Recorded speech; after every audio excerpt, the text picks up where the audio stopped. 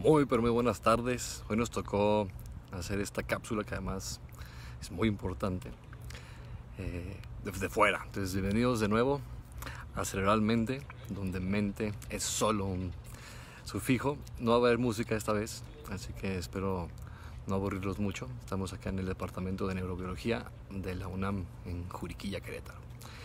Y bueno, hay mucho, pero mucho que hablar sobre este tema, así que esperemos que nos dé tiempo suficiente en los 15 minutos, máximo 20 que quiero tardarme como siempre. Entonces, lo primero es, vamos a empezar con cosas básicas, vamos a dar un poquito de ciertos datos específicos que son muy importantes en cuestión de demencia, en cuestión de números y en cuestión de cómo hacer un diagnóstico temprano, de cómo hacer prevención, de todo lo que existe ya hoy en día en que nos permite tener muchísimo más información biológica y objetiva para poder hacer diagnósticos mucho más precisos de trastornos demenciales. Específicamente en lo que hablaremos hoy es la enfermedad de Alzheimer. Entonces, empezamos por un poquito de historia. Alzheimer, Alois Alzheimer, era un neurólogo, es austriaco. En ese momento los alemanes y austriacos no había mucha diferencia, pero por ahí de 1900, entre 1900 y 1912, publicó una serie de informes de histología, vilmente de ver así la neuronita en el microscopio de pacientes que habían fallecido de trastornos degenerativos que todavía no tenían el nombre que llevan ahora. Y fue encontrando diferentes anormalidades específicas en ese momento. Ahorita ya sabemos que no es tan específico a nivel celular, y gracias a eso se empezó a clasificar como lo que es hoy la enfermedad de Alzheimer. En este último, qué bonita abeja, en este último siglo hemos avanzado enormemente, no solamente en la parte técnica, sino también en el concepto que tenemos de estas enfermedades. Entonces, lo primero es que tenemos casi 50 millones de personas sufriendo esta enfermedad a nivel mundial. Si salgo corriendo es porque me están persiguiendo abejas. Entonces, lo primerito es ver que es algo sumamente común, sumamente complejo, que no hay una sola enfermedad dentro del término demencia. Inclusive en el término de Alzheimer nos hemos dado cuenta que hay cerca del 30% de diagnósticos inadecuados, ya cuando hacemos justamente el diagnóstico patológico. Y lo ves ya a nivel microscópico y te das cuenta que no era Alzheimer, aunque clínicamente las manifestaciones parecían serlo. Entonces, justamente lo que queremos, y lo que ha hecho la medicina en los últimos 150 años, es alejarse de hacer diagnósticos solamente sintomáticos, es decir, solamente basados en las manifestaciones del paciente. Y entre más nos alejemos de solo utilizar este tipo de diagnósticos, lo que llamamos diagnósticos clínicos o diagnósticos iniciales, y justamente son iniciales porque es la primera información que tenemos sobre el paciente, pero nunca debe ser la última. Es decir, ningún diagnóstico clínico jamás será un diagnóstico final. Es nada más como comenzamos después a estudiar a ese paciente para tener diagnósticos mucho más precisos que nos puedan dar más información para después dar tratamientos, de hecho, a mejor tiempo y con mejores resultados.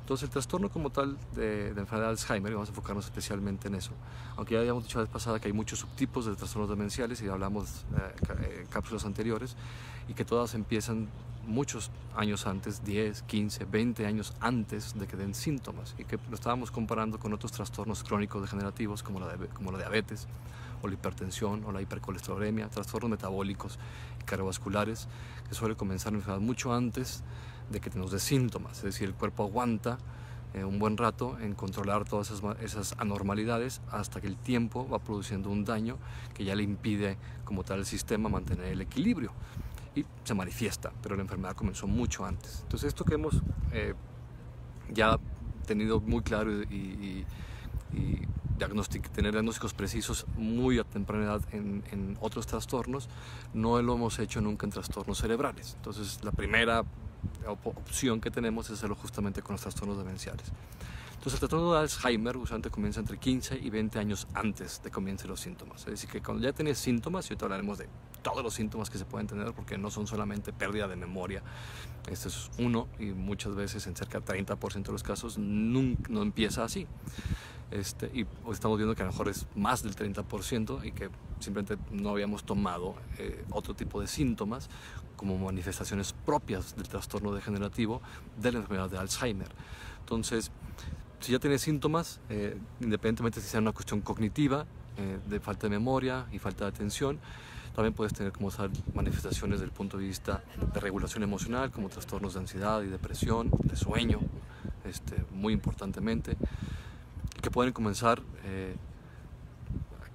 digamos, 10 años o 15 años después de que el daño ya está hecho. Entonces, cualquier persona arriba de 55 o 60 años que comienza con síntomas como tal, ya sea depresivos o de ansiedad, cambios de comportamiento, problemas de lenguaje, problemas cognitivos, de sueño, se tiene que descartar forzosamente un trastorno como tal degenerativo, y tenemos varias herramientas para hacer eso, ¿no? Entonces eso también es importante. Lo primero sería que todo el mundo tuviéramos como ese proceso de prevención, cosas preventivas.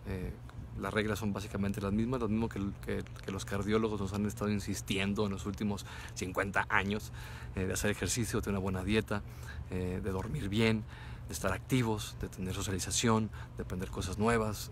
Todo eso es esencial y básico para prevenir. Evidentemente después dejar de hacer cosas, ¿no? Dejar de fumar, dejar de estar sentados enfrente de una televisión o donde sea. No tienes que ser una televisión, el dejar de tener una vida sedentaria, ¿no? Todo lo que afecta al corazón y al sistema cardiovascular y al sistema metabólico y hormonal va a tener como tal un impacto a nivel cerebral. Y eso es muy importante saberlo. Entonces, hay otras cosas extras que al cerebro le vienen muy bien, y que claramente tenemos que hacer, además de cuidar nuestro corazón y la parte metabólica, como seguir aprendiendo, seguir estando en actividad, tener socialización, el hablar con alguien es sumamente importante. Te exige recordar cosas, te exige poder planear cómo vas a poner una frase y una idea. Entonces, todo esto es importante tenerlo. Entonces, entre más pase el tiempo, entre más viejos nos volvamos, más importante es todo esto. Y podemos hacerlo y podemos prevenirlo. Y hay muchos lugares, tanto en Finlandia como en Holanda, en Alemania, en algunas partes inclusive de España y de Inglaterra, que han logrado como tal disminuir la incidencia de estas enfermedades entre un 15 hasta un 30%.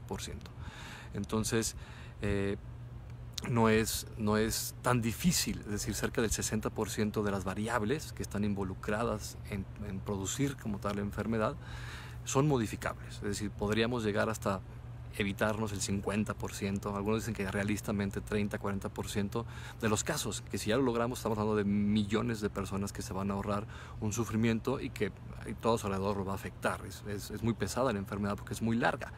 Empieza 10, 15, 20 años antes de dar síntomas y después ya con las manifestaciones puede durar 7, 10 o 15 años más. Entonces se vuelve algo sumamente costoso y sumamente estresante desde el punto de vista de trabajo, no tanto económico, para toda la familia y el núcleo como tal más cercano. Entonces, las medidas más básicas para poder hacer diagnósticos tempranos es primero descartar un proceso metabólico. Si ya tenemos factores de riesgo como ser mujer, los que no podemos cambiar, ser mujer y la edad. Entonces, entre más viejos seamos, más posibilidad tenemos de que suceda. El ser mujer más o menos tiene 50%, le da un extra de 1.5 de mujeres por un hombre, hay 1,5 mujeres con una enfermedad de Alzheimer, o para ponerlo con números redondos, por cada 2 hombres hay 3 mujeres. Entonces, la parte como tal de nuestro sexo tiene un impacto en muchas enfermedades, esta no es la excepción. Entonces, por eso no podemos cambiarlo, vamos a enfocarnos en lo que sí podemos cambiar, que ya mencioné, nuestra dieta, nuestro ejercicio como tal físico, músculo esquelético, pues digamos, el otro físico, cerebral, el estar alertas, el estar aprendiendo cosas nuevas. Pero la idea es tener diagnósticos tempranos. Lo que estamos aprendiendo, y este año, 2018, se publicaron 2 ediciones especiales en revistas especializadas en demencias y Alzheimer. Y vienen, en fin, no terminados, son como 500 páginas de ambos entre 2 publicaciones, pero más o menos repiten y resumen lo que ha sucedido en los últimos 10 años. Que la enfermedad puede ser diagnosticada 10 años antes de que comiencen los síntomas, que si es así podemos hacer cosas que perfectamente nos puedan evitar o hacer mucho más lento el proceso. Se dice que hasta el 50% de los casos podemos aplazarlos una década entera si hacemos diagnósticos antes de los 60 años. Y hay varias herramientas para hacerlo. Está un electroencefalograma, que se hace un análisis matemático, cuantitativo y normativo, estadístico, que se compara con gente que es normal. Tenemos la resonancia magnética y dentro de la resonancia magnética tenemos diferentes medidas que podemos tomar desde el punto de vista químico o metabólico, que le llamamos espectroscopía, que nos puede dar también un mayor valor en ese sentido, porque en las primeras etapas la persona no va a tener ninguna normalidad en sus funciones cognitivas ni emocionales, es decir, no lo va a notar, así como cuando comienza la diabetes, no lo va a notar, es decir, por más que preguntes cosas y hagas exámenes de cómo se siente, de memoria, de atención, va a salir totalmente normal. De hecho, la nueva estratificación de los diferentes estadios de la enfermedad, que ya se dio de hace tiempo, de 2011, y se está haciendo ahorita una actualización, permanecen las mismas 6 como tal etapas. Y las primeras 2 etapas no hay prácticamente ninguna manifestación. En la primera etapa no hay ni una manifestación, en la segunda etapa puede haber alguna manifestación que es tan leve que muchas veces ni el paciente se da cuenta. En la tercera etapa es ya cuando tenemos manifestaciones más evidentes, y ya la cuarta etapa es cuando ya ponemos el diagnóstico de Alzheimer. Antes de eso son o pre-sintomático, prodrómico, o lo que también llamamos ya cuando son los primeros síntomas, le llamamos un déficit cognitivo leve.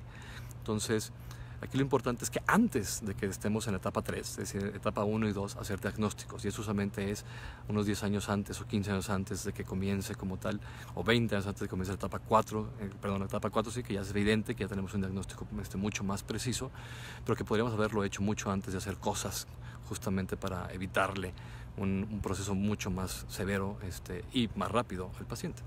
Entonces, espero que se queden con alguna información adecuada, que busquen como tal, no solamente prevenir, que es sumamente importante, sino que si ya tenemos factores de riesgo como es obesidad, ser mujer, depresión, diabetes, hipertensión, que busquen a alguien si tienen más de 55 años para hacer diagnósticos precisos y prodrómicos antes de que comiencen las manifestaciones. Y lo otro es recordarles pues otra vez su dieta, ¿no?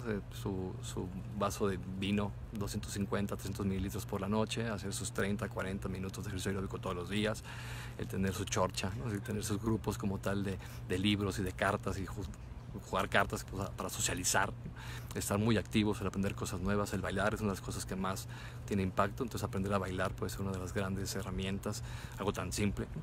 Entonces pónganlo en prueba, háganlo, busquen ayuda, prevengan, no se esperen a que les pegue la enfermedad, eviten que eso suceda, porque desgraciadamente tenemos una cultura que no le gusta prevenir, que prefiere que lo jodan primero y después hacer algo, entonces eso no es muy inteligente, entonces hay que poner el prefrontal a activarse y poder imaginar todo el sufrimiento que podemos evitarnos. Así que vamos hasta la próxima semana, placer y salud.